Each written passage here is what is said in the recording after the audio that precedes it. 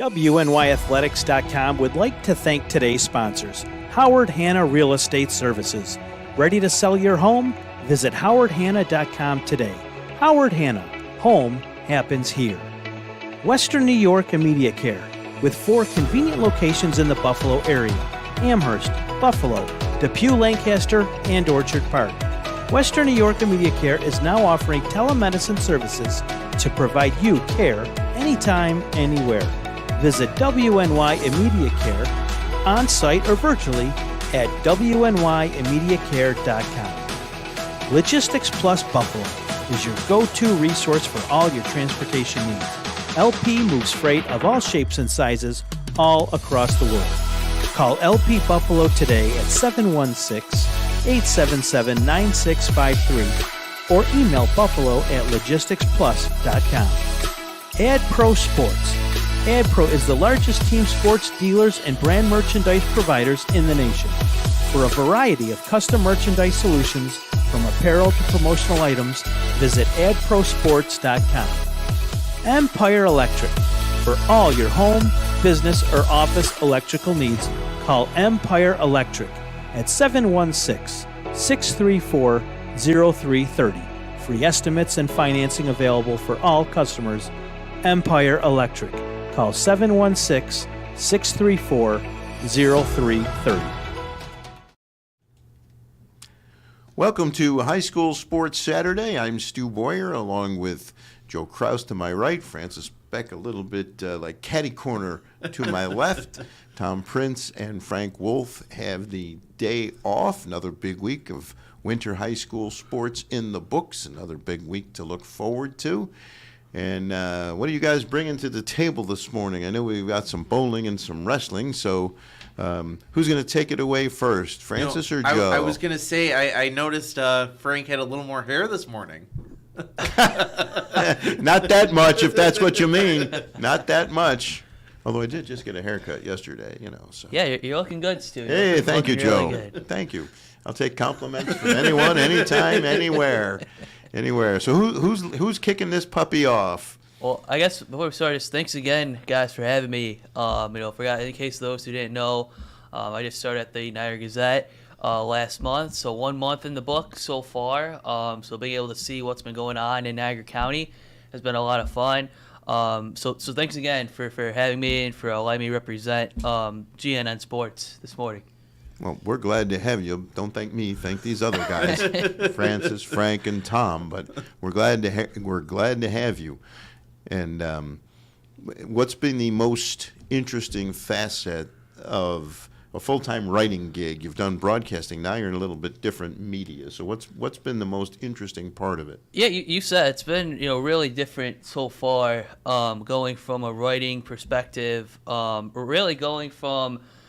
Because I was at Damon University the past couple of years with their athletic department, and going from that style of writing, more of a PR style when recapping the games and our feature stories, and now this is back to a more traditional Associated Press type of style. I would say overall, just really going back and seeing some of the schools, obviously.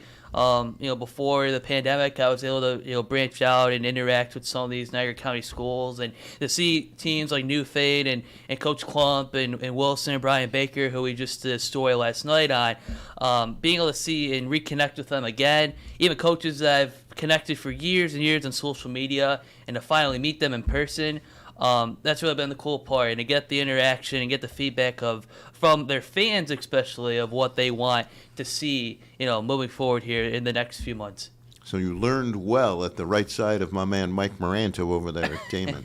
He's a great guy and does a great job. Absolutely. So you did a story last night on Brian Baker? Yes, we did a story. It just came out this morning. Went online last night about Brian Baker.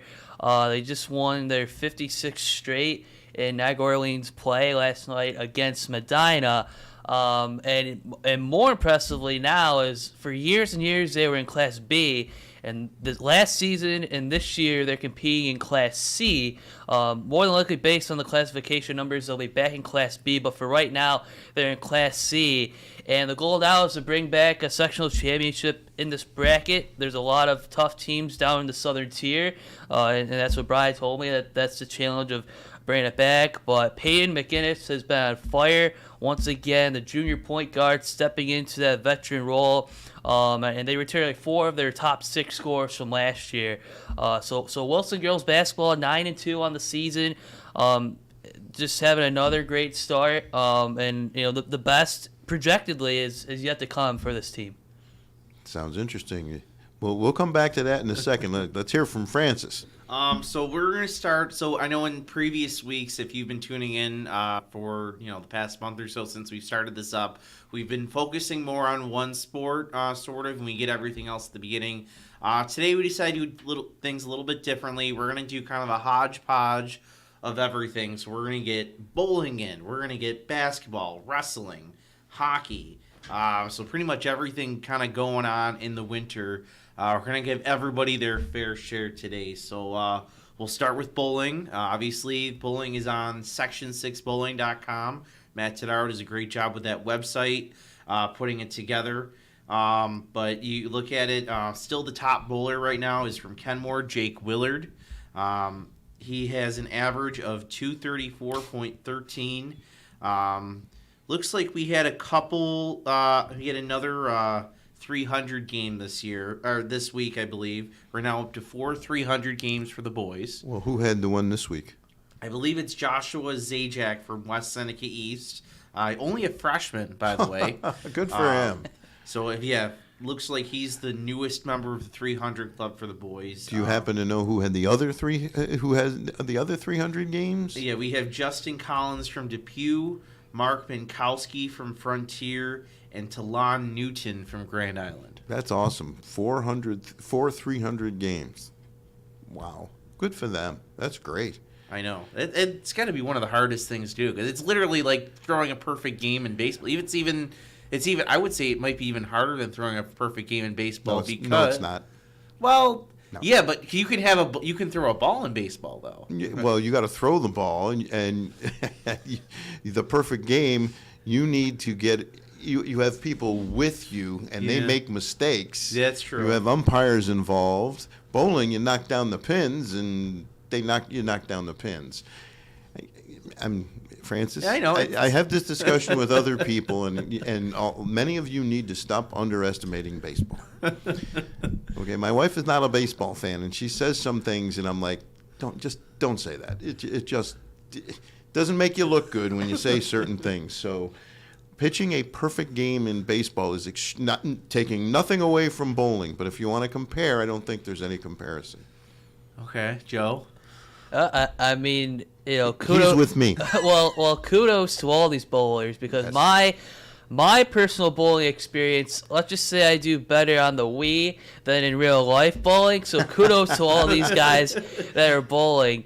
I mean, right now, I mean, Francis, you mentioned the top individually. From a Niagara County perspective, Niagara Falls once again having another outstanding year, currently 10-0.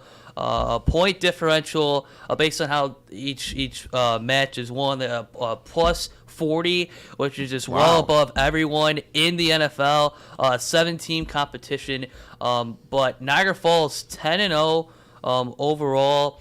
And it looks like Bryce Rogers leading the way, averaging 221 pins per match.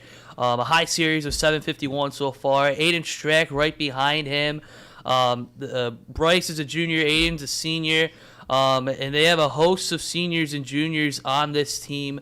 So Niagara Falls, for the bowling fans out there, they should be really excited of how they've done so far. I know sectional play, I believe, is at the end of next month, if I'm not mistaken.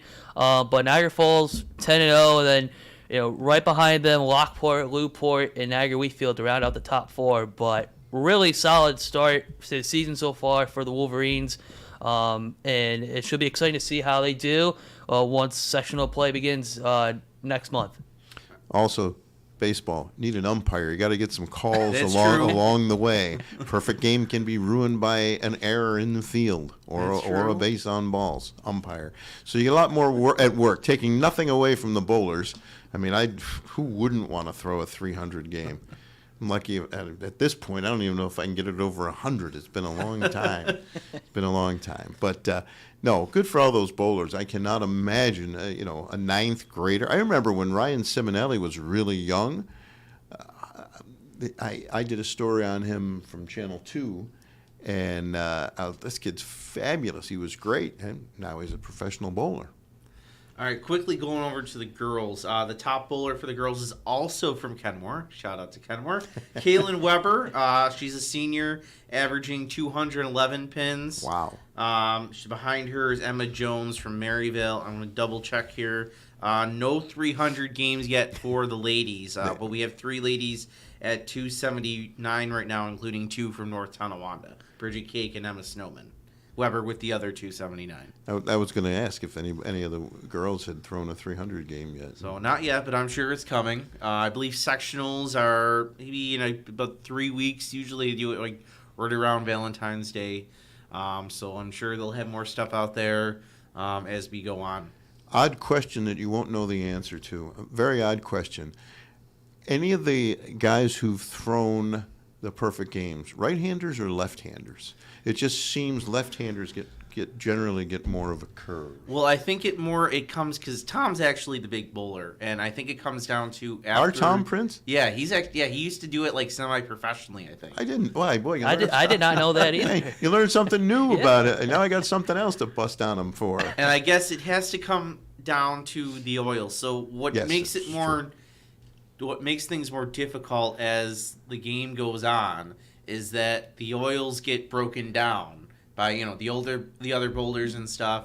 Right. So you kind of have to adjust to where everybody else is throwing. So I think the advantage left-handers have is, if it's mostly righties going, it's the right oil. side that gets kind of like The worn oil down, gets where the used. left side isn't as worn down as much. So you're able to keep your stroke going. I would also suggest that there are a lot more perfect games in bowling than in baseball. That's probably true. And that's the last time I'll let you go. I didn't know this about Tom. I can't wait to see him and ask him about that. I know Tom. Did you know he was a collegiate high jumper? Yeah, I do know he high jumped in high school. College. Didn't he do it at Manhattan? He was at might Manhattan, have, Jasper, and then he transferred. He told me where. I can't remember. But I know he was a track guy, big track guy. I didn't know about the bowling. I'll have to ask him about that. Very cool. Yeah. All right. What else you guys got? More bowling? I think we move on to wrestling, Yeah, right? sure. All Yeah. right, that would be you, Francis. Joe. Sorry. It's okay. We look alike with the glasses and the goatee. This has been, for me, it's been really exciting to follow wrestling at the high school level. I dabbled in it from time to time throughout the years, but this has really been the first season that I've been able to really dive in.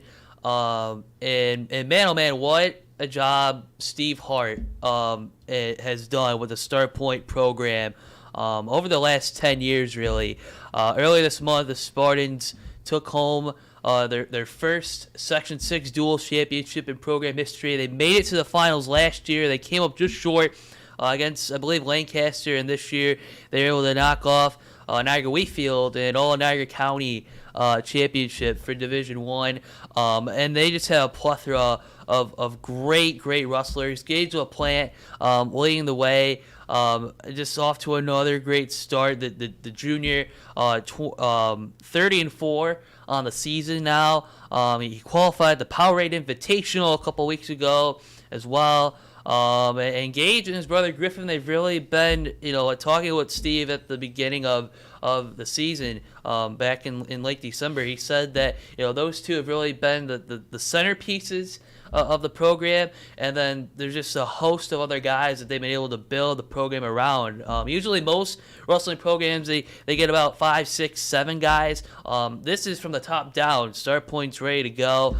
Even leading into the duals championship, they knocked off Amherst and Clarence by a wide margin, by over 50, 60 points to get to the finals.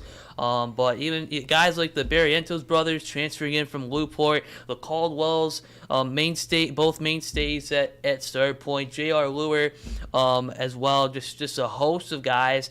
And now that they punched their ticket for the state duels coming up on the 28th, next Saturday, Start Point has a really good chance of making a big time run and representing Niagara County. And also too, Steve made a good point. He credited all his assistant coaches. It's a long list of assistant coaches. We'd be here until probably next week. But he said it's because of the effort that his assistant coaches and the families, like the whole plant family, I don't know if you guys knew this, they have in their barn, they dedicated a wrestling space, and it's not just for the Start Point guys to come in, it's guys from all over the county and Section 6 to go and train during the off season, and all the hard work that the entire program's put in has paid off. So congratulations to Start Point. I think they're going to make a lot of noise at the state duels next weekend. And they're off to a really, really good start, and they're ready to take it to the next level here. So it sounds to me like you've got a couple of good stories going there. One, the two brothers you mentioned, and all the brothers.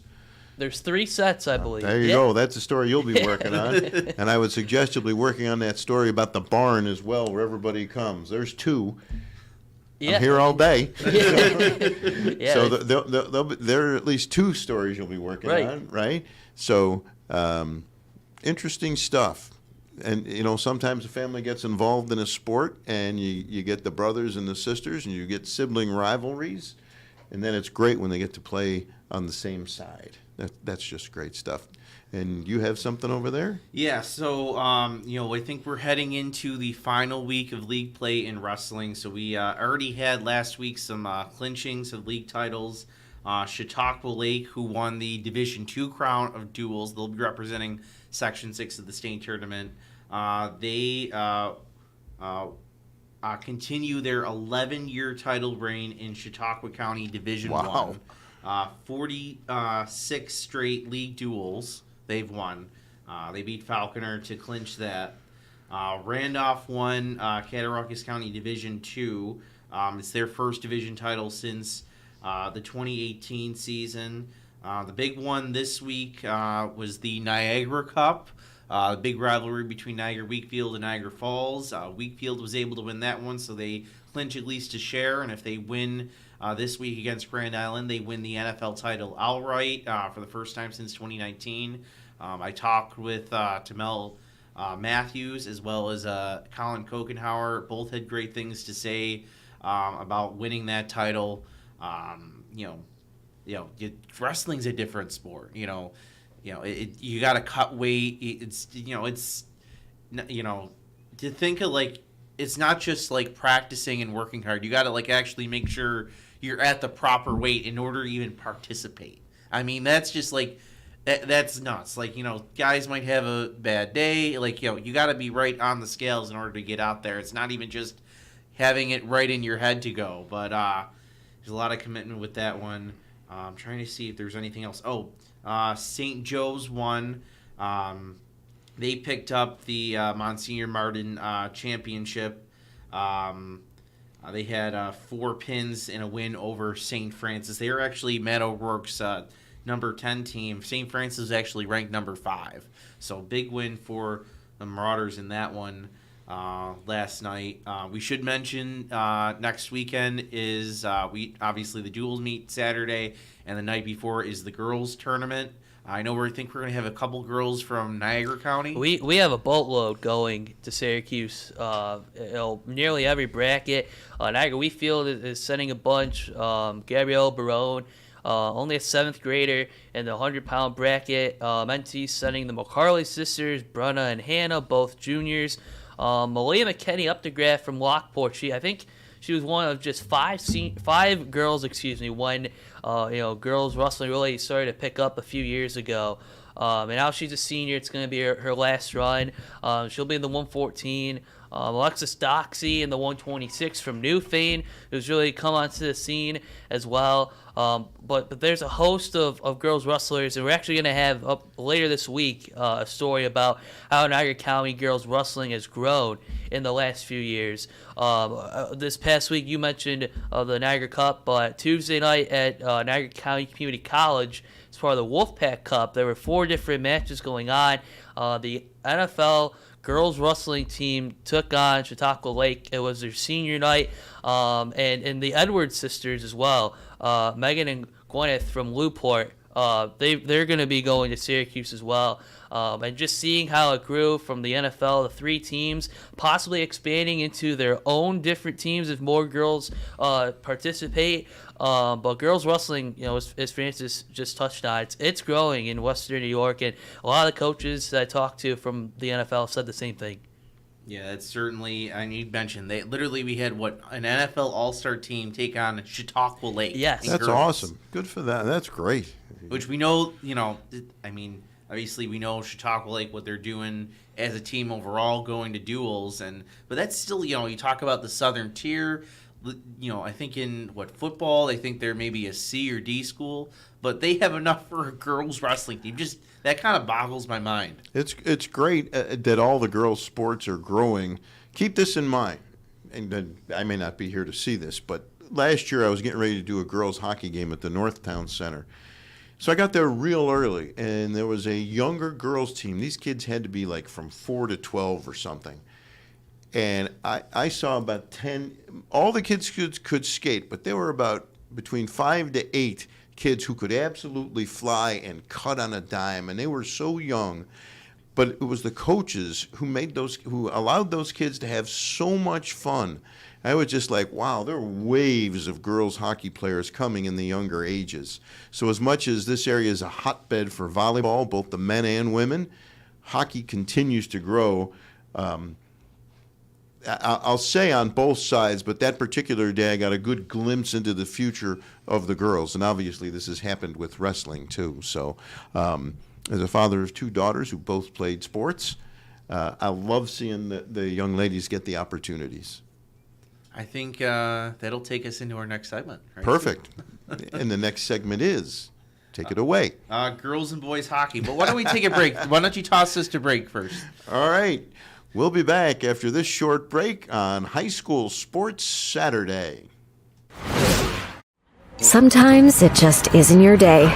We all need a little help from time to time. That's why we're committed to providing safe, quick, and cost-effective care. And we keep it simple. Just walk in. We're here for you.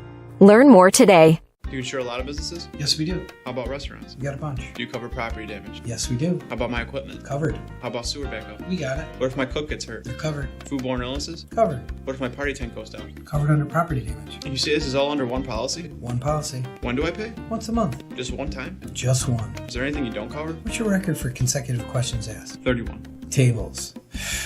We don't do tables. Gotta love Buffalo. For all your insurance questions, call the Wolf at 835-WOLF.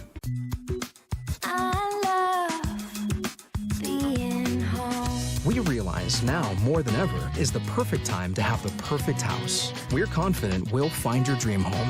Howard Hanna. Home happens here.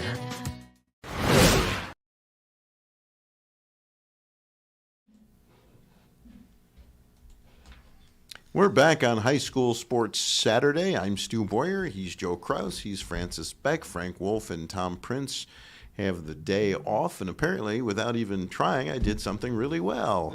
Got us into the hockey portion of the program.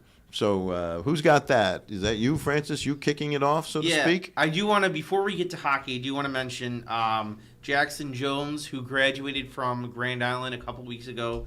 This week he announced that he is committed to play football at Old Miss, so congrats to him. That's a big accomplishment for anybody from Western New York to play in a conference like that. That's good for him. That's great. Good luck to him. Is he leaving early for school? Is that how this is working? I actually think he's transferring there. I Oh, think he okay. went to Albany. He Okay. started at Albany, and he's going to be transferring over to there. Albany has one of the greatest names in sports, the Great Danes. I just think that's awesome. Just thought I'd throw that out there. No particular reason, but I just think that's a great nickname, the Great Danes. All right, now go back to girls hockey. Yeah, It girls kinda- hockey. Do you want to start, Joe? Yeah, sure. I guess girls hockey again. This is one of the sports that I followed for years and years as a fan. Watching the broadcasts that Western New York has done over the years, seeing the sport grow. Already in year 13 in Western New York girls hockey varsity federation, and so far so good to say the least. For Kenmore, Grand Island, Lockport, they now go as Kenji-Port because Lockport, they joined two players, the Shaft sisters, Izzy and Savannah Shaft. They wanted to join a hockey team and they couldn't because Lockport at the time they don't have a hockey team, but thanks to the AD Mike Zabrowski, Izzy and Savannah were able to join. Savannah's a freshman, Izzy's an 8th grader, and they've really started to produce really well for this Kenji-Port team that's 13-1-1 overall. They've had a big stretch here, 12-1 in regular season play, and then a couple tournament wins back in December. So 13-1-1 overall here, and they've done a really really solid job of just continuing to dominate on both ends of the ice. Last check here, they've scored 64 goals as a team, only allowed 5. And they have just a triple-headed monster in net, starting with Carolyn Bergeau, the senior, who I believe at last check or a few weeks ago, I got a notification that she still has the longest record in sexual play. Francis, maybe of not allowing a goal in girls federation. Yes, I'll double check on that. But she's where you're going. But she's just having a really really solid year in net once again. And really just providing that spark. There's just up and down the lineup, especially offensively. They've had, as Coach Orlowski told me, Jeff Orlowski, they have 3 lines of talent with players just going up and down the lineup, going down to score against 64 goals as a team and allowing just 5. So Kenji-Port has really led the way. It's just been really exciting to see, especially with players like Emelania Casillo, 19 goals to lead the way to kick off her season so far. So they've had a lot of talent coming back from the past couple of years. They're the defending Section 6 champions as well when they were Kenmore, Grand Island, and now, as I said, Kenji-Port. And, right behind them in the standings, you got Hamburg Eden, West Seneca, 11-1-1. And Hamburg Eden just beat Kenji-Port, handed them their first Really? loss. Is that who beat them? So let's see, was it Monday night? Kenji-Port gives up their first goal, and I just pulled up the stats for the first time in over 508 minutes of league play. Oh my God, they're and then dominating. the next night they lose to Hughes. So I don't think there's too much reason for panic, but it looks like the rest of the league knows there's a little bit of kink in that armor as the playoffs begin to roll around in a few weeks. As well, Niagara County is still at the very top of the standings as well, and they have a lot of teams. So it's going to be interesting the next couple of weeks here of who's going to come out. Obviously, Hughes has momentum, beating Kenji-Port, as Francis just said, but it's a lot of exciting times, and it's good to see the Federation expand, bringing in the Shaft sisters from Lockport, too. Well, and also that Kenmore Grand Island team that won last year, at least one of their players, Carissa Bouya, is at Buff State, Section 6 player, and another player from Buff State University. Yes. Well, whatever. And then there's another young lady, Vanessa Willick, from the Williamsville squad at Buff State. And that team is coached by one of the former stars in Section 6, Rachel Gramp, who was a great player in her own right. She's now the Buff State head coach. So I figured I'd give some Section 6 people a little shout out for what they're doing now. I'm sorry, I probably missed a whole bunch of young ladies playing hockey someplace else. Actually, those I happen to know. Yeah, well, I mean, it's actually Bill Pavone does a great He's job fabulous. with their website, and he actually has all of the former players who have played in college and even in the pros. Oh, that's There were great. Several Buttes, who played in the Fed. Right. Well, obviously did Emily Falzer ever play in the Federation? I don't think so. She played at Nichols, right? I think she played. Yeah, she played at Nichols. Okay. And the Olympic team. Yes. Right. Williamsville, we should mention. We were at their game this week. They defeated Monsignor Martin in overtime. They were actually down by 2 goals twice in that game, and came back. Molly Martin, one of the leading scorers in the league. She had 2 goals and 2 assists. Do we know where she's going to school next year? I haven't heard yet. I'll have to double check on that. Outstanding player. Yeah, she's very good. Obviously, you've seen her a couple times. But yeah, that they're starting to pick up. They've won 4 of their last 5 games, so they're starting to pick things up. And I'm looking at the standings right now. These teams are all really within striking depth. Even Matt Miller, who's the assistant chairman who keeps track of all the stats, he's like, nothing's locked up right now with 2 weeks to go. That's great. That's good for everybody. Yeah, exactly. So it'll be fun to see how this comes out. Hughes with that win. They're right on the heels of Kenji for first place. Niagara County within striking distance. Williamsville, if things go their way, could find their way into the top 3. So this is going to be certainly fun, friend. Short plug here. We're about to officially announce it soon, but we're going to have a girls hockey playoff preview show that's going to be on Tuesday the 31st. I'll be joined with Randy Schultz in that one, so we're going to go through all the teams. We'll even have some interviews, so watch out for that. But we have certainly a fun few weeks of regular season for the girls hockey. Then the playoffs begin on Tuesday, February 7th, and then the rest of the playoffs begin. Postseason is coming. Oh, there's nothing like it.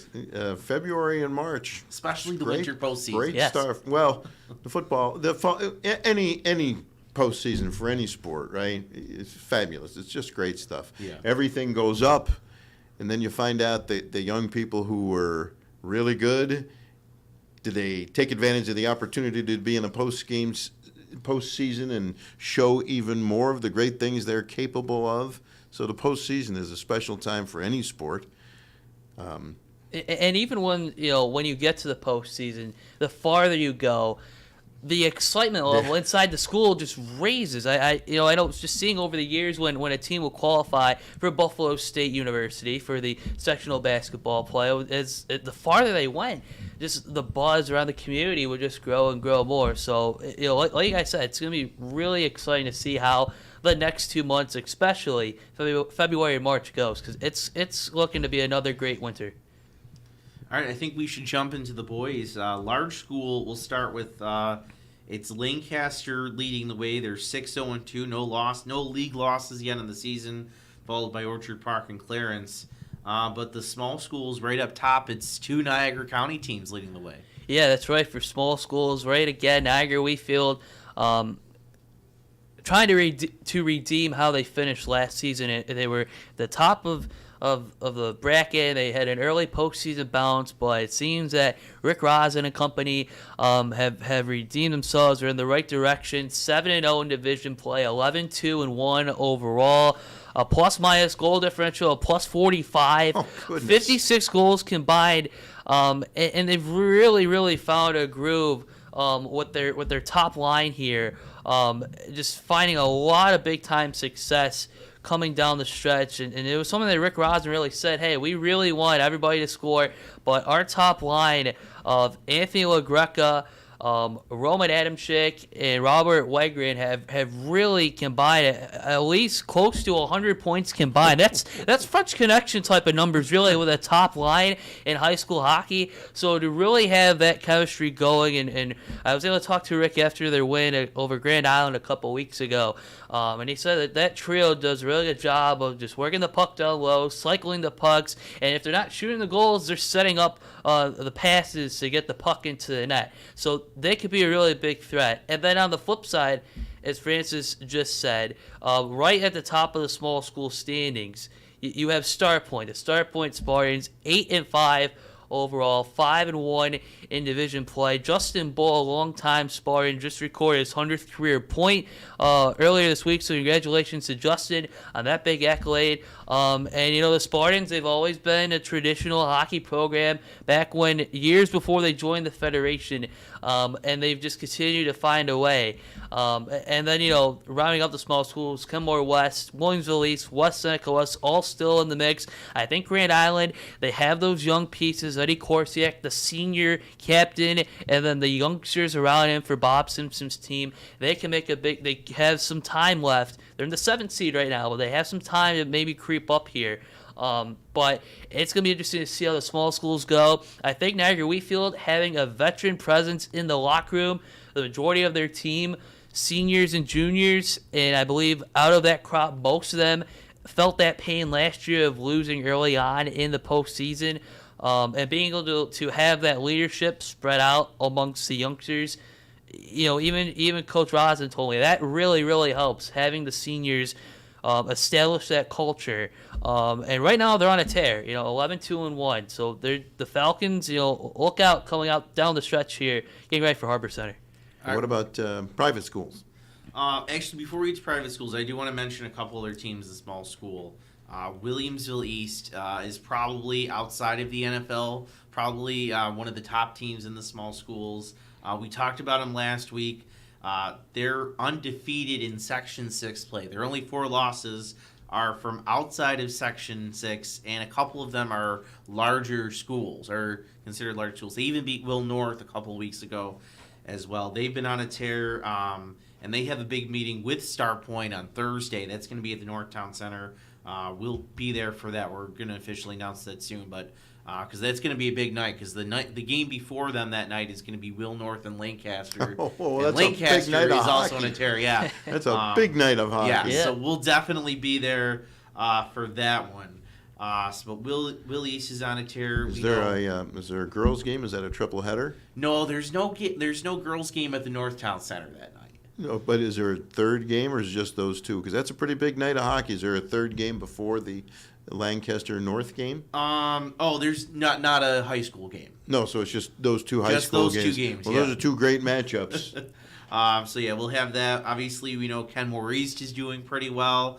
But that's small schools. If you look at that Section 6 boys hockey website, you go by the small schools. You have some great teams there. Kenmore West, Kenmore East, West Seneca West is making some noise. So that is certainly going to be interesting. As far as Monsignor Martin goes, it's looking like it's a 2-team race right now between St. Francis and Nichols. I believe they are set to go at it about a week from Monday, I believe, at Harbor Center. I don't know if we'll be able to get a crew there, but I think that will be covered in some sort of way. So that'll be a big one as they get ready for their playoffs. How many guys that were on that Orchard Park team from last year, did they lose a lot to graduation? Because that was a tremendous team that Orchard Park had last year, and obviously they're having another pretty good year this year. Let me check. I'm just curious. Because they came at you in waves last year.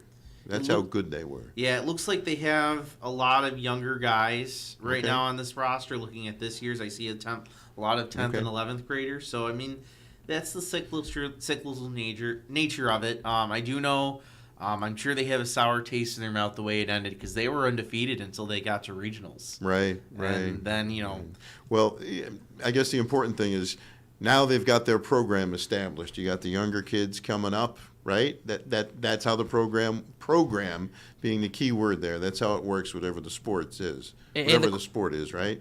yeah. And the Quakers are gelling at the right time here. Winners of their last 5 after back-to-back losses, at the end of the calendar year, but 5 straight, taking on Clarence later this afternoon, 3:15 puck drop. And you said establishing the culture. And once you get into your groove, kind of like what the Buffalo Sabres have done the last few weeks, once you establish that, it can take you a long way. The standard that you measure yourself by. Yeah. So go ahead, more hockey. You have No, more I think that's it for hockey. Okay.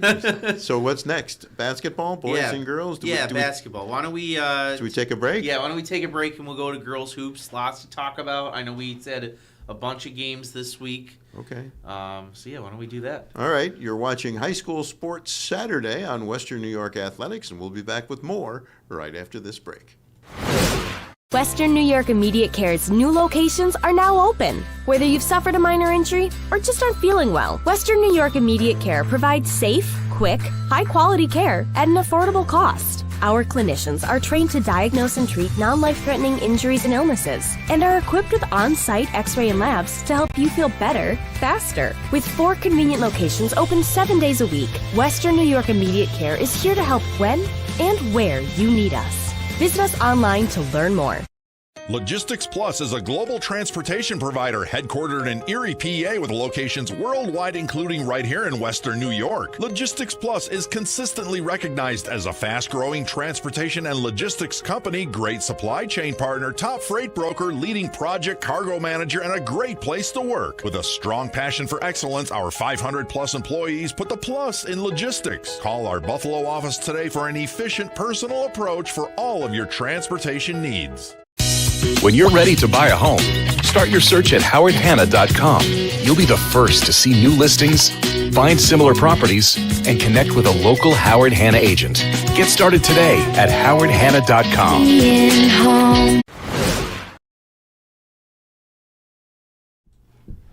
Welcome back to High School Sports Saturday. I'm Stu Boyer. He's Joe Kraus. He's Francis Beck. Frank Wolf and Tom Prince get a well-earned and well-deserved day off. And I'll never say Frank's that to them probably, again. No, I'm just kidding. Sleeping after a night of... revelry? Yes.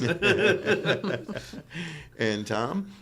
I think Tom is dealing with some family stuff. I know. I'm just kidding. It's a well-earned and well-deserved day off. Oh, I just said I wouldn't say that again, and I said it again. Those guys do yeoman's work, and we do really appreciate them. So I guess the next sport on the block is girls basketball. Yeah. So I think we did that 2 weeks ago. I know we had Roger Weiss and Tim Lindler in. We kind of went in deep about some of these teams. But right now, there really hasn't been too much of a change as far as the standings go. I mean, Lancaster's still off to a great start there, 6-0 on the season. Let's see. Yeah, they just beat Clarence on Tuesday, and they have games coming up this week. They're going to be headed to Jamestown, I believe. Or no. Yeah, they'll be headed to Jamestown. They have games coming up against Bishop Kearney, so they're looking to finish out their regular season strong before the playoffs. Obviously, they're probably the favorite right now. I would think so. And they handled Jamestown pretty easily when Jamestown came up here. I did that game with Paul Catrona, and they're just really, really good. And they have Madison Francis, and to me, she's the best player I've seen in the area. She can do everything, and she controls that court. She's very smooth. She's a lot of fun to watch. If you haven't seen her, get out there and watch her play. It's a real treat. I know she's only a sophomore, so I guess you could say you have 2 more years to watch her play, but she's terrific.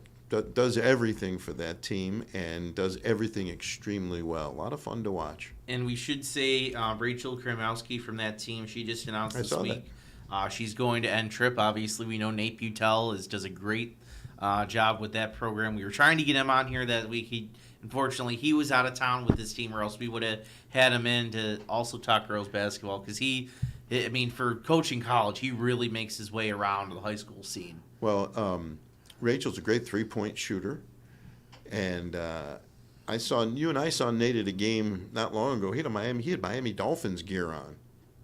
Was that at the Lancaster? Yeah. He had a Dolphins hat on. I was like, really? Not something I want to see. Funny what you remember, but good for Rachel. Congratulations to her. And that's a really good team and a fun team to watch. Not the best team I've seen. I think there's a better team out there, and that would be the Cardinal O'Hara Hawks. Yeah, especially when they're on full strength. And, Stu, you saw them at full strength on Monday. Oh, they're terrific. Kyla Hayes, Jordan Williams. I hope Olivia Valone Russell's okay. She got dinged up in that game, and hopefully it was nothing too serious. And the Day sisters, Annabelle and Brittany, it's just a good, solid team. They can do it. They're so well coached, so aggressive defensively. They beat up on Hamburg. Now, Clara Strack didn't play. She had a bit of an injury, and hopefully she's okay. Great player, too. I still think O'Hara would have won that game, even if Clara had played. It would have been a little bit closer, but I don't know how much. It was a neutral site game at Hilbert, part of Coaches versus Cancer, which you and I were there for. And O'Hara is just terrific. They come at you in waves. They have a rematch against Nichols, and the players who were involved in the fight with Lancaster, Hayes and Williams, did not play. They will play the next time. I think we're going to have a little bit of a different result there. Well, I'm not sure where this one is, if it's at O'Hara or if it's Well, Nichols. it should be at O'Hara because Okay. the first game was at Nichols. Okay, well, it's a small gym. The fans are right on top of you there. They can be intimidating. I think Nichols is a great team, too. I did a game earlier this year, again with Paul Catrona at Damon, and they destroyed Williamsville South. Nichols just beat them up. Quinn Benchley, terrific. Buda Baker, she was number 23. Yeah, Barbuday. Yeah, Barbuday, sorry. Confused her with the NFL guy. Barbuday is terrific. That's a really good team. So I'd love to see the O'Hara-Nichols rematch. Unfortunately, we won't see Lancaster and O'Hara because of what happened. So we won't get a chance to see that again. Here's a scary thought for those of you who have to play Cardinal O'Hara. Go ahead, take a look at their roster. What do you see, or what don't you see? Anybody want to take a guess? Seniors. There are no seniors on the team. It None. is underclassmen movement at O'Hara. No None. JV team, by the way. It doesn't matter. Yes, their JV's playing varsity. Are they? Oh, yeah. Well, they Well, can. I mean, yeah. Well, basically, they can. yeah. Well, they can play. They can play. You're not going to play for Nick O'Brien. If you can't play, you just won't. Great coach over there. Rumor is there's another Day sister coming. Yeah, I in the think we future. can pretty much confirm that she is. I'll take if her two big sisters are there, where do you think she wants to go to get a chance to play with her sisters? I would just look at it that way. And there is another. And supposedly we also heard the younger sister may be just as good or even better than the older ones. It's funny how that works. You know, if you look at Gretchen Dolan, she's the youngest of four, and she might be the best of Grant, Greg, and Hannah. So, and she's headed to I think Illinois. some people would debate you on that. That would be a fun debate. That would be a fun show in and of itself. Who was the best Dolan? That would be very interesting. We'd have to get their parents on and see what they said. I do know that my daughters went to Will South, and my younger daughter Jamie, who played soccer, I think she was. I don't really remember the whole story, but she was telling me one time that maybe she had a conversation with Chris Dolan, and Chris had mentioned that Gretchen might be the best of the bunch. Might be, but it was when she was still a little bit younger. But they all had great high school careers, and collegiately now too. I still remember. I think you were still with Channel 2 at the time. The Greg Dolan, I think he was a senior at Will South at Buff State, facing West Seneca West, led by Justin Johnson. He was great. That was what I think a triple. The other, it was like went into multiple overtime. Are you sure that wasn't against McKinley? No, it was against West Seneca West and Justin Johnson. It was like the last game of the That's weekend right, it was, too. Yeah, it was. You would think I would remember that, but you reach a certain point in life, you don't remember. But Greg was a lot of fun to watch. He had a great, quick first step. Just boom, he was gone. Are we getting away from girls basketball? Yeah, Let's go back to the girls. Yeah, I think from the NFL perspective, making a big run, the top of Class B1 right now and the top of the NFL, the Newport Lancers, and Sophie Auer, a senior forward. She has real good ball handling skills as well. But Sophie Auer, she's climbing towards breaking the program record for the all-time scoring record right now. But the Lancers 10-2 overall, 7-0. In NFL play, already have scored over 500 points as a team, and they've been on a stretch here since December 20th. Winners of 7 straight, including last night against Kilmore West by almost 40. But, Lew-Port, they've always had a strong traditional girls program. Just looking down the lineup, Elena Kunik, I think she was on soccer as well. Emily Mountain had a big night as well last night. Eliza Whitehead, all surrounding Sophie Auer, the captain, the senior. And she's going to be making her way to Main Street in the fall to join Damon University. And the Lancers, like I said, the top of Class B1, and right now they're running the show in the NFL. Lancer fans, they should be really excited with what's going on with the Lady Lancers right now. The first game I did for Western New York Athletics was Lewiston Porter at Kenmore East. Oh, I remember this. Do you remember what the score was after the first quarter? I think I blocked it out. It was 22-0. I'm sorry, Kenmore East. Sophie Auer, fabulous. That was when she was a sophomore, and she's tremendous. Is her sister Aubrey? Is she getting any minutes for that team? I think she's only a sophomore, and she also played soccer like her big sister. Alyssa, that's it. I think she has last check about 30 points on the season, so a few minutes, yeah. Okay, well, Sophie's a lot of fun to watch. I asked her dad, Andy, the games that we did at Sweet Home, the high school girls soccer playoff games. Mm-hmm. I said, so have you contacted Dan Dolan over there at Damon about playing soccer too? And he just chuckled. But I did ask Dan Dolan about that, and he said he didn't want to get Coach Banker too upset. So I think Sophie will probably be just a basketball player at Damon, but she's very good at soccer too, and a lot of fun to watch. Joe, if you're still on the Lew-Port page, I just got a text from the one and only Roger Weiss. He says that 2 big games today, Star Point and Sacred Heart, and I think St. Mary's is playing against Lew-Port. Well, those are great because those are private versus public games. Yeah, I love game. that. And then he also said his vote is for Greg was the best Dolan. Oh, okay. Well, he could be right. We'll shout out to Roger. Thank you, Roger. Good to hear from you. To have you weighing in. So they're playing St. Mary's Monday, but that should be a big game as well. And then Monday, I read the text. And then Friday, this was a game that was canceled back at the beginning of the month, but Lew-Port's going to head to North Tonawanda Friday night. They're supposed to play on January 3rd, but they postponed it, and they're going to be that should be a big, interesting matchup because both teams are fighting at the top of the league standings. NT, I believe, is in 4th place, and Lew-Port, it's the best. If you want to be the best, you got to beat the best. So I'm sure NT's excited for that. And there's one note from the NFL, really quick. Lockport has had, they're starting to find their groove. They have a really, really nice trio of playmakers on the team for Coach Joe Catalano. Adriel Hall, the sophomore guard, she had a big night against NT a few weeks ago. And then the 2 seniors, Ayana King and Dira Durrell, the 2 leaders for Coach Catalano. Lockport currently 5-2 in league play. So we could go down the stretch. Lew-Port, like we said, leading the pack in a big game Monday at St. Mary's too, like Roger said.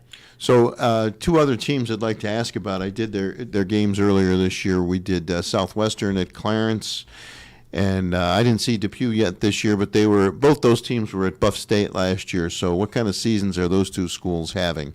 So we'll go down. When I last checked this, I think last week, Southwestern had the leading scorer in all of Section 6. That was Reese Beaver. Yeah, I kind of think she's great. Tremendous. She's good. They're 3-1. They're 9-3 overall. 3-1 in CCAA West. You look at them. They just suffered a loss to Randolph. I think that was their first loss in league play was to Randolph this week, 67-52. I think we had that actually on the NFHS network. Our Jamestown guys were at that game, but they're going to be looking to bounce back this week. They got Panama and Allegheny Limestone. They put together a good schedule this year. They face Clarence. They face Sacred Heart. So they certainly are preparing themselves for a big playoff run. So they're hoping to bounce back this week and finish off the regular season strong. And Depew, because Kaylee Kristoff, right, set the new scoring record for the school. Did she not? Yeah, I believe I remember seeing that. Let me just pull up their. Because they were at Buff State last year. Yeah, let me pull up their. So they're 6-0 on the season. Okay, that's a good start. Oh boy. Mia Vanilli on there, right? Hold on to your seats real quick. So they played Cheektowaga this week. Want to guess the score? The way you're set was this was not a close game, was No. it? Did they get 100 points? Ooh, they came close. 90 something? 97 Wow. to 17. Ooh. Wow. Ooh.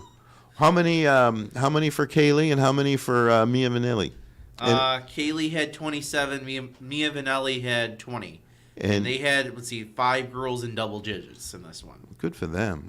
Who did they play? Cheektowaga? Cheektowaga. Ouch. I do want to go back a little bit. We kind of touched on Will South and Hamburg. They actually did play this week. Will South won fairly handily. I want to say 60-37 over Hamburg without Clara Strack. I'm assuming he didn't say quite in there yet because so the teams are able to put their stats in. So Will South did in there, but Hamburg didn't. But I'm going to probably say Clara Strack probably wasn't ready. I know we talked to the Hamburg coach.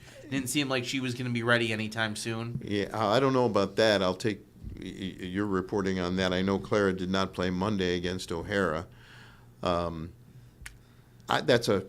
There's no way she played against Will South and they lost that badly. Yeah. That I don't believe. Now they do play again Monday the 13th of February. They'll play at Hamburg. So hopefully Clara will be back for that and we get a closer game. That should be a fun one. And should be. We'll see. She's back to full strength by playoff time. Well, hopefully for them and for her, she's a really senior. Good game at Buff State in a few weeks. Is Will South back playing games at Will South? Or are they still playing at Damon?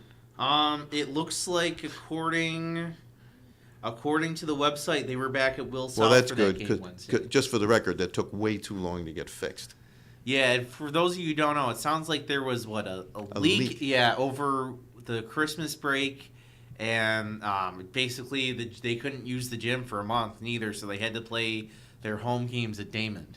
And I also heard that they put a garbage can underneath it and the garbage can leaked. Yeah, I heard that too. So you can't make that one up. But I would really like, listen, we want all the teams and all the kids to be at full strength whenever they play. So hopefully Clara Strack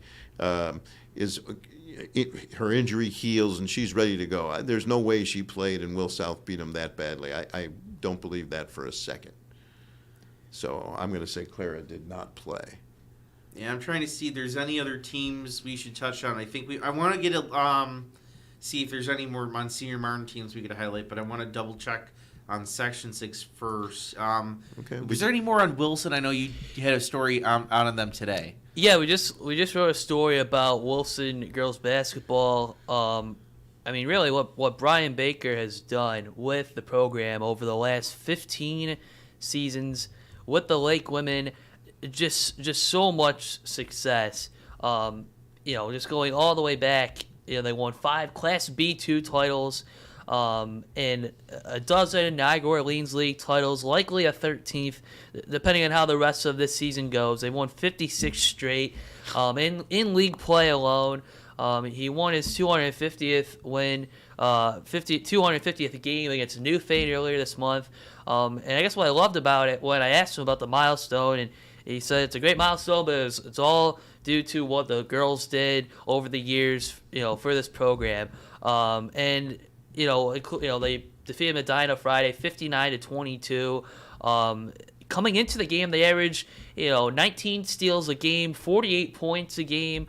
And right now, heading into Friday, they were just 2 games back of Randolph for the number 1 seed in the Class C bracket. And when you have returning players like Peyton McInnes, the junior guard, like I talked about a little while ago, she finished in double figures, I think 7 of her last 9 games now, becoming the veteran leader, and having an upperclassman starting 5 of McInnes, a fellow junior Ryan Ferry, and seniors Lila Frericks, Maddie Miller, Kaylee Elkhorn.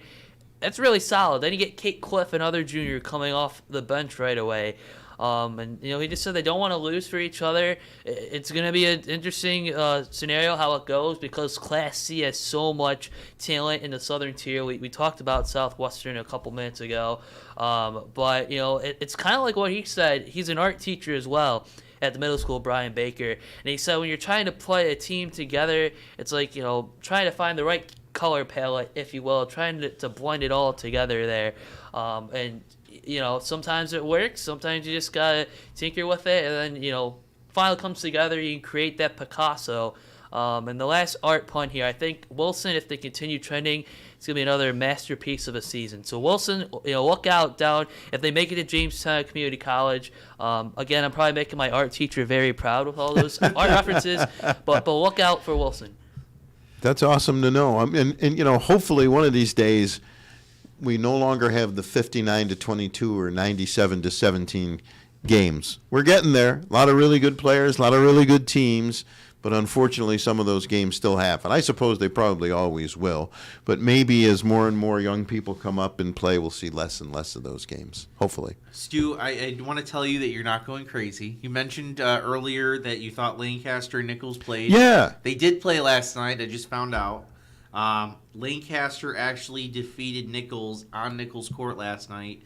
76-66. I was in the area last night too. I should have stopped by if I knew about You can't that. do everything all the time, I know. Francis. You're everywhere. So yeah, that did happen. Is there a box score there? Let's see. There's a button that says box score. Okay. Let's see. Okay, Nichols looks like they led after the first quarter by 2. It looks like Lancaster kind of put things away in that second and third quarter in that one. Wow. But Interesting. a 10-point game. I knew I'd seen that. I'm like, thought I was losing my mind for a minute when you said they didn't play. So Lancaster beat Nichols. Okay. Yeah, and we'll go over to Sacred Heart. Sacred Heart, really impressive. They're playing a lot of public teams. In fact, in about an hour, they're going to take on Star Point at home in a big, Star Point's not off to a bad season either. And they have a bunch of, they have Grand Island coming up. They have North Tonawanda. These are all St. Mary's games? Sacred Heart games. Oh, Sacred Heart games, excuse me. So Sacred Heart, they're 1-1 in league play, but they're playing a very fun schedule. They played Jamestown earlier in the year at a neutral site. They played Will North. I want to talk about some of their players. They're led by Megan Trapper. She's a senior, averaging 21 points a game. Good season for them. Let me jump over to St. Mary's. Going to get them in before we wrap up girls basketball. St. Mary's, they're struggling a little bit this year because they lost Chase Chesky. I mean, who wouldn't? Yeah, look how great she's doing. She's such a great story. She had 20 the other night for Penn State. She's had 21. I think she's been starting most of the season. So tip of the cap to Shay. She's doing great. Congratulations. Keep it up. Amari DeBerry had 13 points the other night for UConn. I believe it or not, I check on some of the Section 6 kids, and Shay's doing fabulous. And that's just great to seeing Amari and Shay do so well, because I imagine there's a lot of young girls out there watching what they're doing and trying to reach those aspirations as well. So it's just great to see. And next year we'll follow Gretchen Dolan at Illinois and Clara Strack at Virginia Tech, because that's what we do. So real quick for St. Mary's, obviously not the year they had last year. Right. They did get a win back in December over Clarence. They lost to O'Hara. Trying to see. Oh, I clicked on an ad, of course. There we go. We're back. They did lose to Will South. But they did beat Nichols, though, by a pretty sizable. St. Mary's beat Nichols. St. Mary's beat Nichols 64-50. I did the Nichols-Williamsville South game, and Nichols was fabulous that night. Yeah. So you were there, too. You saw how well they played. Yeah, so they actually beat Nichols in that one, according to Max Preps, and that was Thursday. And then today, they have, today at 11:30, they're going to take on Williamsville North. That game will be at North. So, I'm really impressed with these schools, especially the girls. You don't see it as much in some of the other sports where the privates and publics are actually playing each other. I was just going to bring that up. It feels like, and I could be way off here, we're seeing more of the public versus the private in basketball, boys and girls, than we've seen for a while, and that could just be my perception, and I could be very wrong. But I think that's right. I don't know what it is, but it seems like the girls' teams are more willing to play public versus privates. I don't know why it isn't another. I know there's various reasons why it's not happening in other sports, but at least I would say girls basketball, they're stepping up to the plate. Well, a little bit in boys basketball too. I mean, you were at Hilbert the other day for the Coaches versus Cancer. That was O'Hara versus Hamburg, St. Francis versus McKinley, and Canisius versus Niagara Falls. Yeah. So at least three. I forgot the other two games, but at least three of those two were. I think of the 5 games, 4 of them I think were private versus public. Well, I just named 3, and I can't remember the other teams that play. I know the second game was Hamburg against Niagara Wakefield. Okay, that's 2 public against 2. So there's one other. The last one, it was Orchard Park, St. Joe's. So 4 out of 5 are public versus private, and Canisius is playing at Jamestown this week. Yep. Which we'll have here on Western New York. See how I just kind of see how I just did that? Yes. So I think that's a great thing, and we're going to take a break, and we'll come back. We'll talk about. Joe, did you have anything? No, I mean I was just gonna say, like just to touch on what you guys just said about the public-private. I know during the football season we had Lancaster take on Canisius, and what a big draw that was. Great game. And hopefully with events like the Coaches versus Classic, that'll spark it even more. Even during regular season, just at the home site instead of a neutral site. I agree. It's a great thing moving forward. I think it's great for everybody: players, fans, coaches, guys, girls. I just think it's great, and it'll bring out more school rivalries. You have, let's just say for argument's sake, you have a Canisius St. Joe's rivalry on the private side, and you have a Lancaster Orchard Park rivalry on the public side. Well, flip it around and add 2 more rivalries, right? Absolutely. So now you got Canisius Lancaster and Orchard Park St. Joe, or whatever it is. Mm-hmm. Anything that adds to rivalries, because rivalries are what makes sports. Yes. All right, we're going to take a break and come back and talk boys high school basketball. You're watching High School Sports Saturday on Western New York Athletics. Does he do car? Forget about it. How about home? Forget about it. Does he get good rates? Forget about it. And you're saying there's no problem too big for this guy? Forget about it.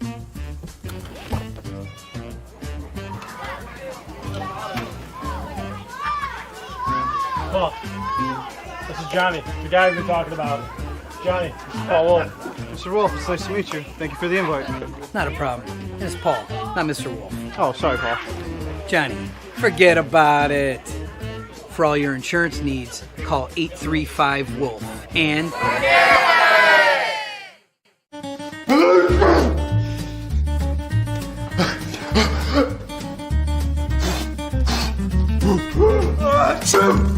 Avoiding care can lead to worse problems.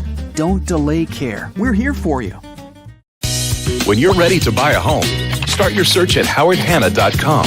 You'll be the first to see new listings, find similar properties, and connect with a local Howard Hanna agent. Get started today at howardhanna.com. Welcome back to High School Sports Saturday. He's Joe Kraus. He's Francis Beck. I'm Stu Boyer. Frank Wolf and Tom Prince have the day off. And before we get to boys basketball, Joe, you've been working on some feature stories, so let's hear them. Yeah, thanks, Stu. It's with the Niagara Gazette and the Lockport Journal, one of the big areas that we've really strived on the past few weeks here is really going beyond the box score, really trying to find those stories that resonate, the special people, the special events around the teams, and bring it to the reader. And so far, I'd like to say that that approach has worked for us so far. We had a big story a couple weeks ago. Former Lockport student athlete, you might know him, Stu, Dorian Polk. He came back. He was hired this past September as the strength and conditioning coach for Lockport, helping out the student athletes. It was an idea sparked. Back at Damon, we had this phrase called "What if we did this?" And Joe Scapoletti, the former wrestling coach, now in the athletic department, he had the idea of how can we make our student athletes better, more more conditioned, and he came up with this idea. He got the backing of the AD Mike Zabrowski, and the board approved of creating this strength and conditioning coach position. And Dorian, since September, has stepped in, and it's boomed.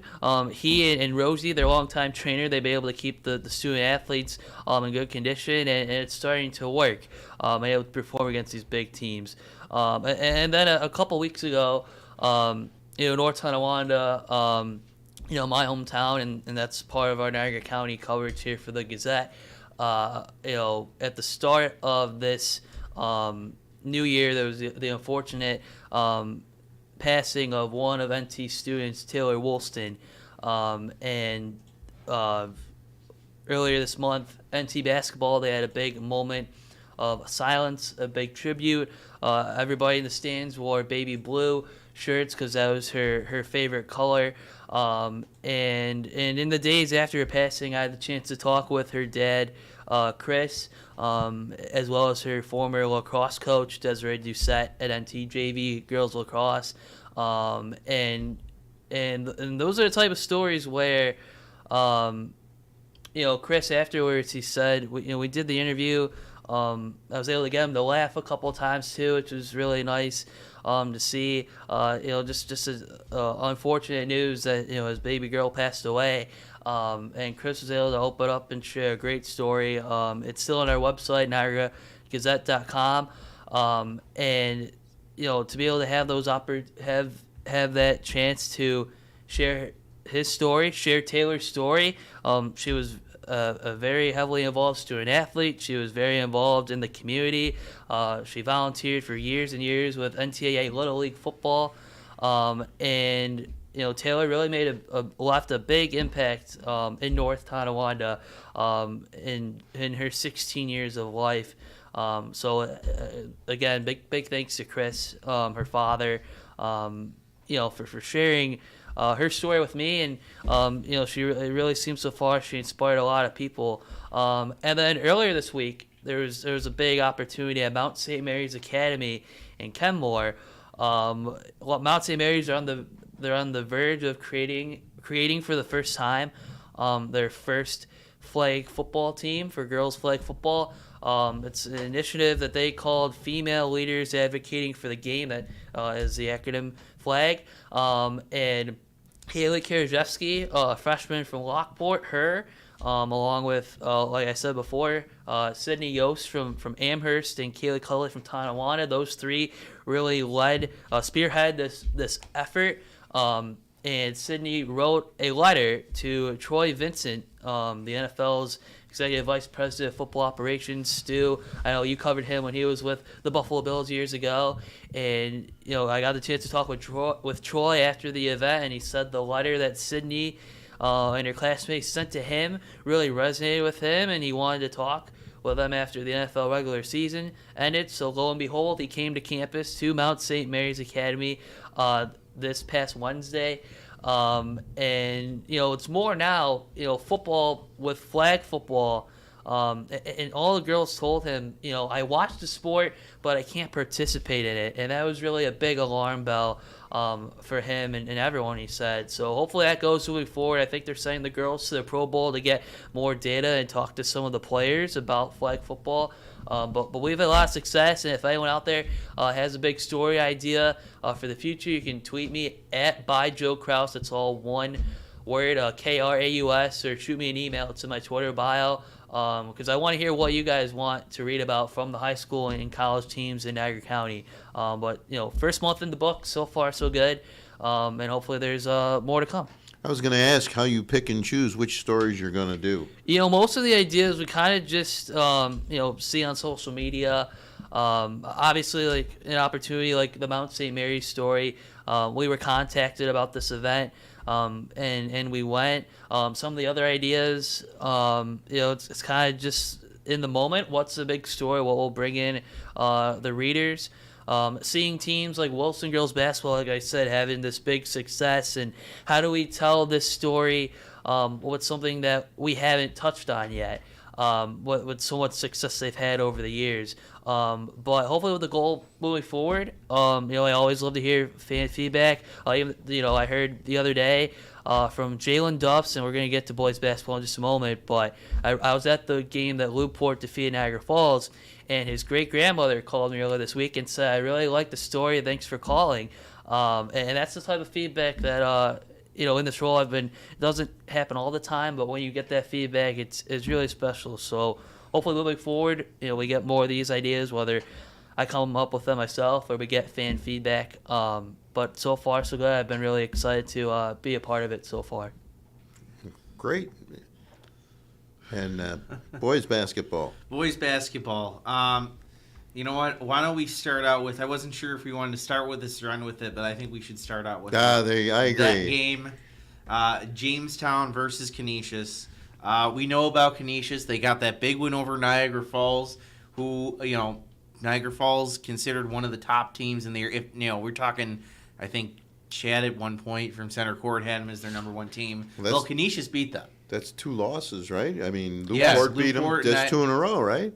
Yeah, that's right. They did bounce back this week. Right, but they lost 2 in a row to Lewiston Porter and to Canisius. Yeah. Okay. Who not bad teams. Oh, no, they're very good teams. Yeah, very good teams. But now Canisius Monday is going down to Jamestown. Our Jamestown crew is going to be there. I didn't quite realize it until I just opened. I knew this was going to be a big game, but I didn't realize quite how good Jamestown was until I opened them up.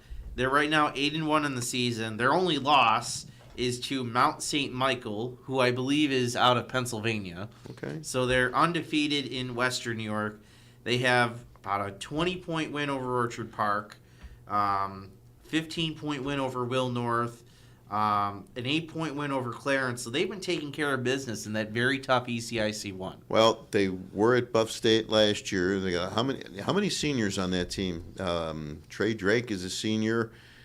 He's outstanding. They have 5 seniors. 5. Yeah, 5 seniors. And let me just give you some names. That's what exactly what I wanted you to do. Colin Melendez. Okay. Sound familiar? How about Sean Page? Okay. Remember him? Jaron O'Brien, too. Darius Freeney. Okay, there's another name. Trey Drake, who we obviously know. Then there's also Carson Panabianco is on here. Yep. And then he's not a senior, though, I don't think. Is he? He's a sophomore. That's what I thought. But he was a big contributor on that football team. Well, yes. Waited to Far West Regionals. So clearly that success from the Gridiron is carrying over to the court, and Canisius is going to have their hands full with that trip down there. Well, that should be a great game. Canisius is tough. They were great against Niagara Falls. Well, they got off to a slow start. They were down by 18 and 19, and they came all the way back to win. Shane Cerconi just put him on his back and said, we ain't losing this game, boys. And a lot of other guys pitched in. Granto was good. A lot of guys were good. Pat Cullinan, the son of the former Cheektowaga head coach, pitched in.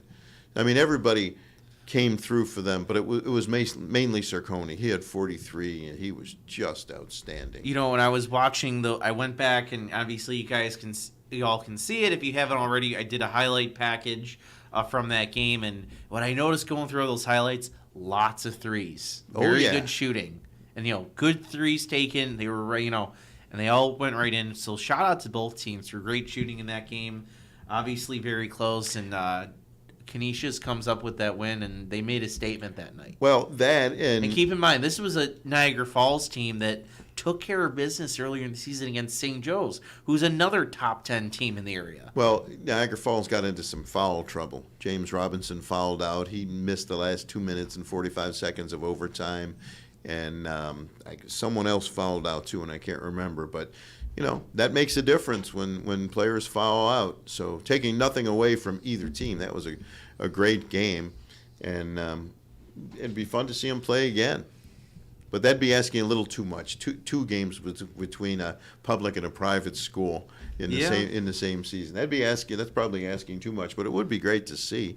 Do we? What other games are we showing this week? Yes. So right now, Tuesday, we'll have our Jamestown crew is going to be with the girls. They're led by Marley Drake. Great shooter. Yeah. I'm sorry, I didn't mean to interrupt you, but when Lancaster beat Jamestown, it was pretty much all Lancaster, but Marley Drake is a great 3-point shooter. she had like seven threes. She was very good, and that's a really good team too. It's just that when Lancaster's on its game and Maddie Francis is going, it was it was one of those games where it's like, oh yeah, it's close, and then you look up at the scoreboard and it's like, oh, they got a 40-point lead. So, sorry, Francis, I didn't mean to interrupt. And then Go ahead. Wednesday we'll have the Jamestown boys again. They take on West Seneca West. Watch those games. Tuesday we just confirmed we're going to do some boys hockey, Nichols and Orchard Park. And then Thursday we kind of alluded to them earlier, some more boys hockey. 6 o'clock, Will North Lancaster, who is off to a great start. And then we have Williamsville East, undefeated in Section 6 against the defending Section 6 champion Starpoint. So all those games coming up on the NFHS Network. Remember, one subscription gets all, including the playoffs. You're going to have to get your subscription for the playoffs anyway. So just get it now and watch those games and really make your money's worth. So we have really a big week of games, I think, in store for everybody. So get your subscription, and trust me, it'll be well worth it. So you didn't mention yet Wednesday, Friday, or Saturday yet, and Wednesday we had the James. Oh, then it was Wait, you're Thursday. talking about this week or? I'm coming up. Okay, coming up. So Monday, Tuesday, Wednesday we have Jamestown. Okay. Tuesday is also Nichols Orchard Park. Okay. Basketball, and then those 2 hockey games On Thursday. So Friday and Saturday are still open. They're at this still school. open. Okay. We'll see what Tom has in store. Okay, I haven't that's- gotten anything. Okay. Heard from him what he wants to do this week. You know, last Saturday, Tom and I did East Aurora at Depew boys basketball. Which Oh, was that was probably the game of the week. It was What a fabulous. finish. Yeah. And Logan Shipley with the 3-pointer literally at the buzzer. It was a great game. And Depew's having a really good season too, if I remember correctly. At that point, East Aurora was 4-4. They 4-5 after that game. They just got some key players back, so they hadn't been healthy. And Depew, I think that made them 7-3. So they're having a good season. If anybody wants to weigh in on those two schools, those two divisions, And Depew right now, they're continuing to roll now, 8-3 on the season, 4-1 in ECIC 3 play. Currently the number 2 seed in Class B1. Longtime coach Larry Jones leading the way. Winners of 3 straight. They just defeated Maryvale earlier this week, and they're taking on Pioneer at 1:30 today. And so going down the stretch here, Depew. Hey, when you get that one shot going in, that could mean the world going down the stretch, building that momentum. So Depew Wildcats, it could be something. well, in the first half of that game against East Aurora, Larry Jones said this in our post-game interview, their defense was fabulous. He didn't like it as much in the second half, but their defense was just outstanding in that first half. And if they can play like that, they can win a lot of games. So I'm sure we're forgetting a whole bunch of other schools. But I do want pick to it go. up, Francis. We mentioned Monday. We did that Coaches vs. Cancer Yeah. Classic. One of the teams we saw was McKinley. They lost to St. Francis, but I thought they put on. I mean, that team has a lot of speed, led by Makai Williams. He was all over the court, especially early in that game, getting a bunch of steals, lots of fast breaks. He's their leader, their senior leader. I'm trying to pull up his stats, averaging about 15.7 points a game. Also have Sejan Beasley with about 12 points a game. And then their big man, Kevin Borden, who we think might have been not quite 100% in that game. He might have taken a hitter, I think if my memory serves me right, and wasn't 100% towards the end. I think that's what hurt them towards the end against St. Francis. But they did bounce back after that. They beat Hutch Tech by a sizable margin, and they beat Middle Early College by a sizable margin. And then next week on Tuesday, they have a non-league game. They're going to host Clarence, so that'll be a big test for them. And then they'll kind of finish out the season before heading into the playoffs. But they're certainly, I think they're still number 1 in Class A1 at the moment. Yes, they're still number 1 in Class A1 at the moment. McKinley. McKinley. Right just ahead of Niagara Wakefield, who we saw had a big win over Hamburg, led by Xander Fletcher. Everybody knows who he is. I know he's getting looks at the next level for sure. He had a chance to show off in front of Hilbert. He was right there, so I think that'll pay dividends for him in the future. So that is good there. So we can't let this segment go unless I have my weeks confused. Jalen Duff. I was just thinking about we got to get to Newport soon. Yeah. And was it Bill Beeline? Who's the other player over there? It's Jalen Duff, Bobby Beeline. Bobby Beeline. Yes. Bill's son. Newport. I mean, man, you were at that game. Yes, I was at Niagara Falls game. Niagara Falls. They went back and forth. Newport was trailing 50-49, and then Jalen Duff just stepped in with a 3-point shot, and Newport just went down the rest of the way the last 3 minutes to secure it. Just like I kind of touched on it earlier, but to have Jalen Duff back, I mean, when I asked him how does it feel to be back at Newport, he said I loved Nichols. Nichols was a great school, but he missed being with his friends and playing with his friends. The and kids he grew up with. Yeah, right? the kids he grew up with. And he tried. He went to Nichols. He had some success. He had the unfortunate ankle injury, but he went and tried something new, and then he came back instead of regretting. Oh, I wish I tried at Nichols. He tried it. He came back. Patrick Krausik, the head coach, this is his first time coaching him, and he said everybody just they're disappointed to see him go, but they're glad that he's back and he's contributing. That shot, that was a Superman-like shot when he made that 3-pointer. And that's going to be a game I think fans are going to remember from Newport for a long time. That Niagara Falls, one of the top teams in the area, and Carlos Bradbury's done a heck of a job coaching the program once again this year with the Wolverines. But for Newport, they've now won 3 in a row. Big win against Lockport as well back on the 17th, 62-59. Same kind of scenario as the Falls game. They were down by a large margin. Jalen and Bobby and his teammates came back. But Newport, so far 11-2 on the season, right at the top of Class B1. They're having some momentum and having that backcourt of Duff and Beeline especially. That's a really nice 1-2 punch. Do we know Jalen Duff is a senior, yes? He is. Do we know where he's headed to school next year? I don't think that is public knowledge yet. I imagine schools are looking at him. I'd be surprised if they aren't, but nothing at this time. Okay. Just curious. All right, we're going to keep the green up. We're going to go to Bishop Timon, kind of one of the unsung stories of the season. They just had a big win the other night, didn't they? Yeah, they just beat St. Joe's. That was actually last night. 80-77, that one. They've been off to a great season. 12-2 in the year, 2 losses, a 4-point loss to Canisius, who we talked about, very good season. And now, will they play again? They'll play again in about 2 or 3 weeks. At about Canisius? 3 weeks. Or at home. At home, okay. And then their other loss was to CB out of Syracuse, which we know they always put up great teams. So yeah, they're off. Timon doing very well this season. They are led by Jaden Harrison, 11th grade guard, 21.6 points averaging per game, doing really well. He have Nakai Harris leading in rebounds, so they're off to a great season. Obviously, they're coached by Jason Rowe, who was at Buffalo Traditional years ago. I'm sure you covered him. Oh, too. yeah. Jason goes back a while. Great player. Had a great career, too, overseas. He played professionally in like 9 different countries. In fact, I know it's not in your geographical area, but he'd be a great story for you to sit down and talk to, and he can tell you about all those different countries.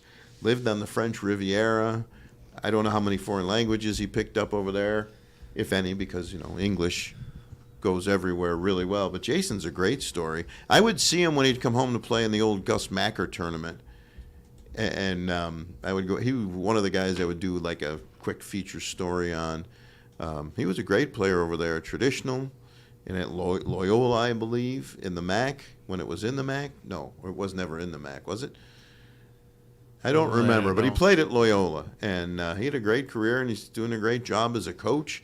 And Bishop Timon is one of those under-the-radar schools. They wound up in the small school football championship that I believe they won against St. Mary's. Yeah. I did that game with Tom. And now they're having another great basketball season, so good for Timon. and I remember a couple years ago, and I mean, this is more on the football end, but I think it's worth noting here. A couple years ago, we were talking about this school. How long would they even survive? Yeah, well, they were on kind of a lifeline.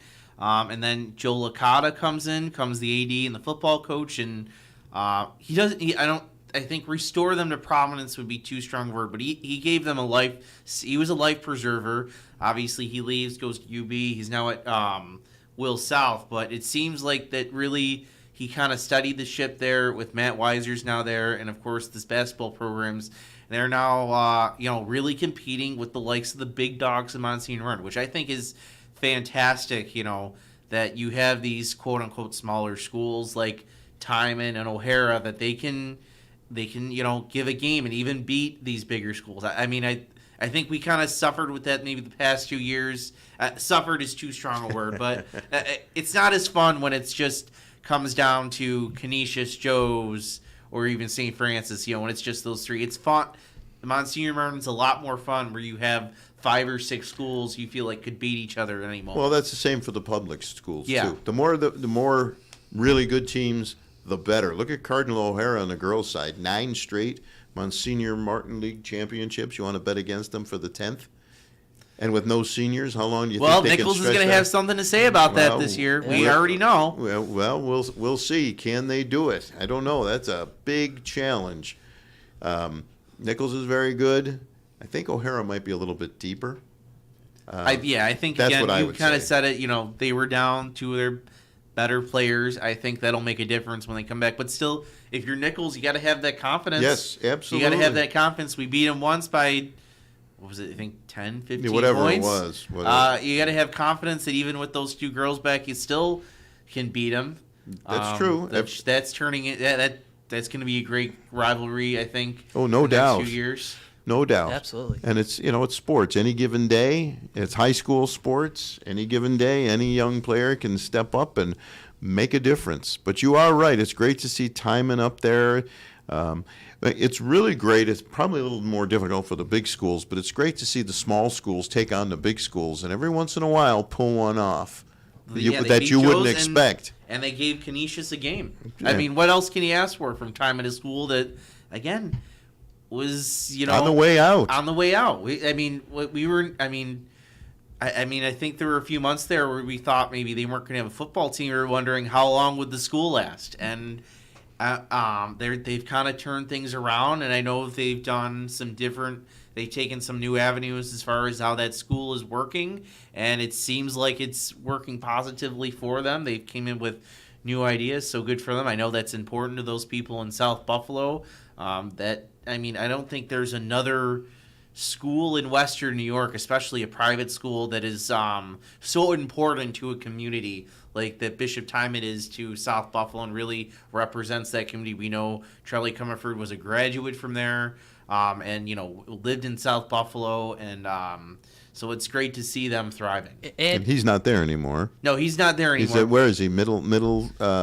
I don't know if he might be an AD somewhere. I think he left athletics to focus on family and a family business, I believe. I thought he was either at Health Sciences or Middle College. He went there first, and then he left to take on the family business. Okay. By the way, he was one of the greatest athletes ever to come out of Section 6, and only a back injury, I think, prevented him from playing in the NFL. Great athlete. Football, basketball, great. And to follow up, on Francis's point, there's, with Joe coming in as the AD, bringing in Matt, bringing in all these coaches a couple of years ago, there's a sense of pride back in South Buffalo with Bishop Timon. So it is exciting to see that the Tigers do well, in their division as well, and hopefully greater things for them too. Okay. So let's get, what stories you working on this week that you know about right now? So, coming up, we got a big week coming up. I mentioned girls wrestling. We're gonna have a big highlight story of Niagara County girls wrestling, how it's grown, and we had a chance to talk with Lockport, NC, Newfane, Lew-Port, and Niagara Wheatfield. Lew-Port, Wheatfield, and NC, they were a part of the NFL girls wrestling hybrid this year. They played it, or they had a contest against Chautauqua Lake at N-Trip, like we talked about. So a big overarching story. So that's coming up sometime this week. And one last note from boys basketball, if you don't mind, at Roy Hart. Jamel Johnson Jr., they call him JJ. He's having a solid senior season. He couldn't play a couple of years ago because of the pandemic. He sat out, I believe, his sophomore year, but he's coming on for Joe Pollock and his team, and he's in striking distance of potentially breaking the all-time scoring record. So JJ's another player to watch. And then for this week coming up, girls wrestling, and probably some more wrestling and basketball stories as well. Any stories on individual athletes coming? There are a couple. I think right now, I guess if I could just say stay tuned, if that's okay. Yeah, sure, why not? We have a couple stories in mind. My goal is to try to, make sure at least every school is hit in Niagara County with at least one story. That's my personal goal by the end of June. But we have some stories coming, so I'll just say stay tuned for now. Tom Donahoe. That's what he used to say when he was the Bills GM all the time, Tom Donahoe. And by the way, did you know that his favorite sport was actually basketball? Oh, wow. I saw him at a UB basketball game one night when he was the Bills GM. This is before it got so bad that people wanted to run him out of town, because his kids did play at Nichols basketball.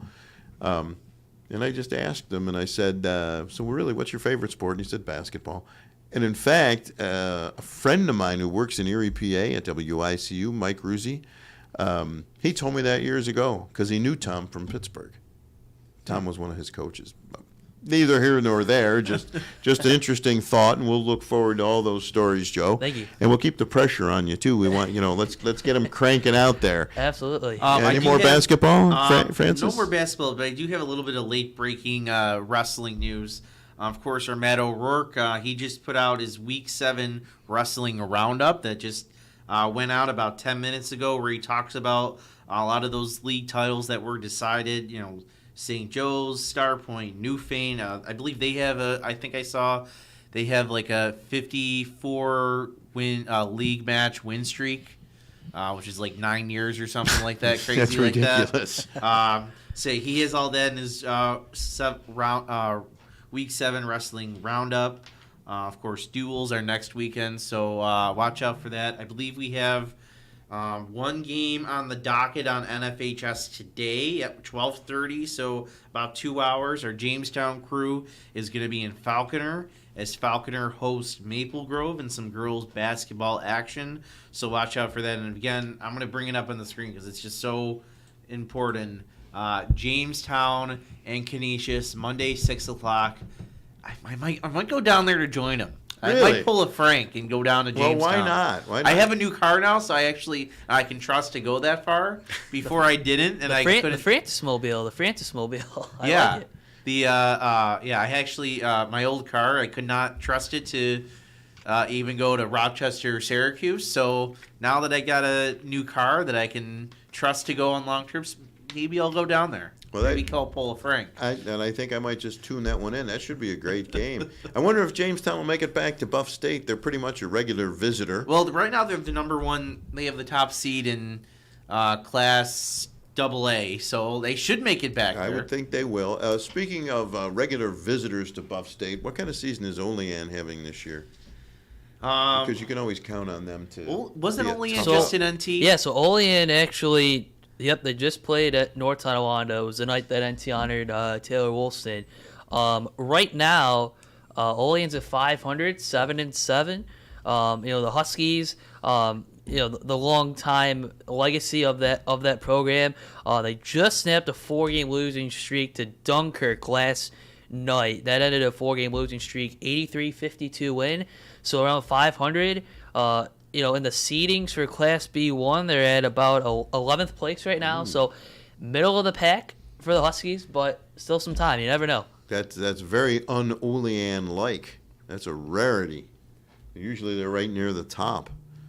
Looks like a couple of those losses were non-league ones. So I guess there's What's that. their- But I know North Tonawanda was a non-league one. Pioneer was a non-league. They lost to a couple teams from PA. Actually, they beat a couple teams from PA. Who'd they beat?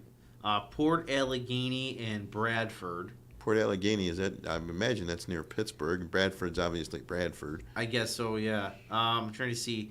They did lose to Will East, who, much bigger school than they are, and they have some pieces, including a Dorian Faison Jr. Well, if you we saw remember, in the football season. Right, he was a Connolly Cup finalist, Yes. wasn't he? And if you remember last year, Will East and Olean had a fabulous game. I think that was in Chad's tournament at Hamburg. So both those teams have changed dramatically. But Olean is usually right near the top of the standings. All right, got anything else, guys? A little miscellaneous? Want to run down our schedule for the week one more time? Yeah, why don't we do that? So, again, Monday we have the big game, Jamestown, Canisius at Jamestown boys basketball. So if you're a Canisius fan, maybe you don't want to make the drive down there. It's only about, $10? And you get to watch the game from Niagara Falls, too. And if you already watched that one, you're already set. So get a subscription. You can tune into that one. That's Monday. Tuesday, we have the Jamestown girls in action against Clarence. That should be a really good game. We'll also have, that'll be at 7:30, 5 o'clock beforehand. We'll do Nichols Orchard Park boys fed hockey. Wednesday, we have Jamestown boys against West Seneca West. And then Thursday, we have two big boys hockey games. Will North against Lancaster, and then Williamsville East, undefeated in Section 6 against the defending Section 6 champions and Star Point. And that's just for now. We'll probably, my guess is Tom's going to have one or two games that he's eyeing he'll want to do as well that we'll add into the mix. So I want to ask about another team, Amherst. I saw them earlier this year. They were fabulous. I think they had a big win the other night.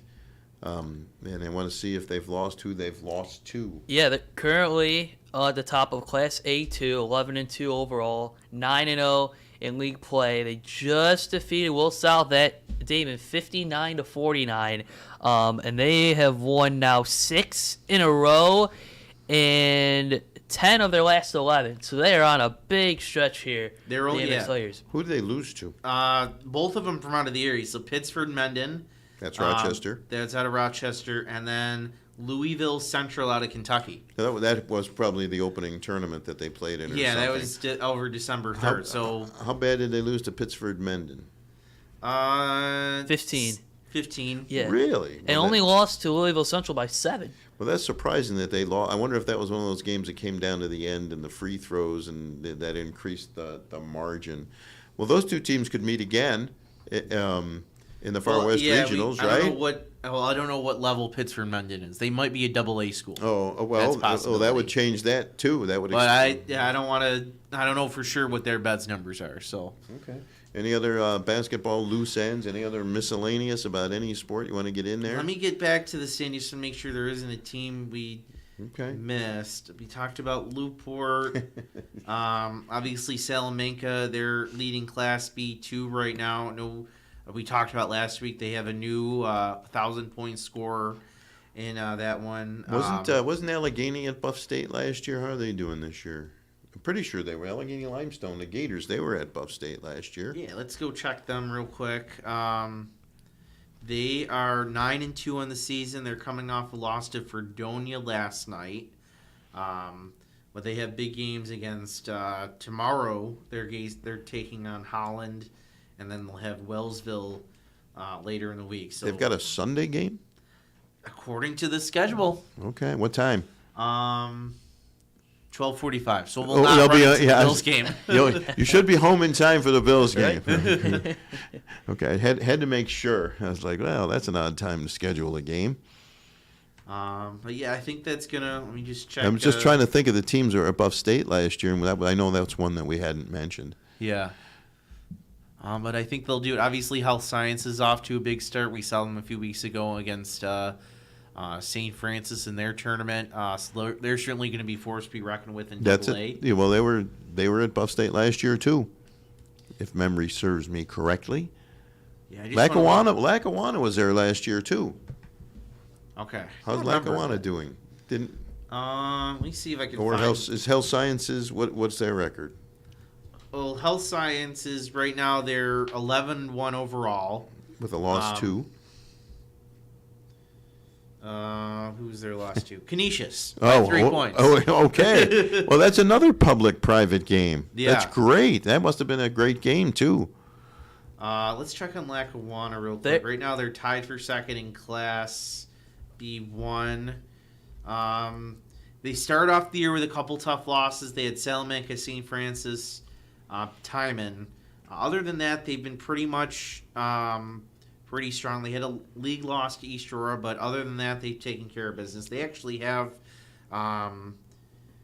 looks like last night they were supposed to face Health Sciences. That score hasn't been reported yet. What about Lackawanna versus Depew? That is coming up this week on Tuesday. No, that sounds like a big game. And then, so that'll be their first of their 2 games. The other game will be the 15th of February. Okay. That'll be a big one this week for sure to keep an eye on.